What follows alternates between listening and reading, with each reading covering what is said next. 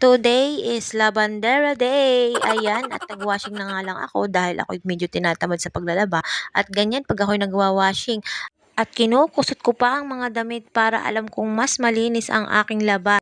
At habang ako nga ay naglalaba, ay nagsipag-sipagan na rin ako at naisipan kong magwalis dito sa aming kubo.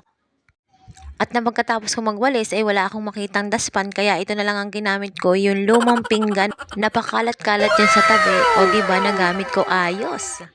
Dahil masipag nga ako ngayon for today, ayan, at dinamay ko na rin yung aming sala. Nagwalis-walis ako kunwari para makita naman ng asawa ko na ako ay naglilinis ng bahay habang siya ay nasa trabaho. Charot! At eto na nga, at biglang tumawag ang aking poging asawa. Talaga namang hindi nito makakalimutan na tawagan ako at kumustahin ako araw-araw. Talaga namang sobrang maalalahanin yan pag minsan lang naman. Pagkatapos nga namin magtsikahang mag-asawa ay at pinagpatuloy ko ang aking paglilinis dito sa aming bahay. Nagwalis ako dito sa aking kusina.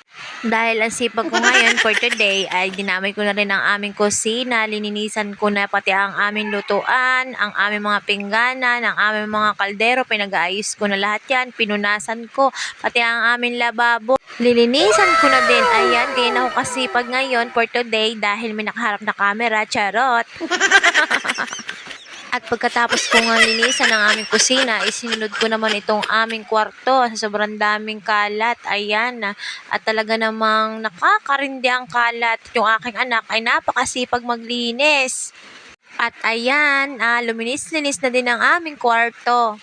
At pagkatapos ko ngang maglinis ng bahay, inumpisahan ko na ang maghanlaw nitong mga nilabhan ko. Ayan, tapos na at isasampay ko na yan. At pasensyahan nyo na dahil gusto ko na magmadali, dahil gusto ko na magpahinga at sobrang pagod na ako ngayong araw na ito.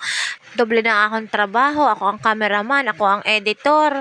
Ngayon ko na-realize na mahirap palang maging vlogger, charot.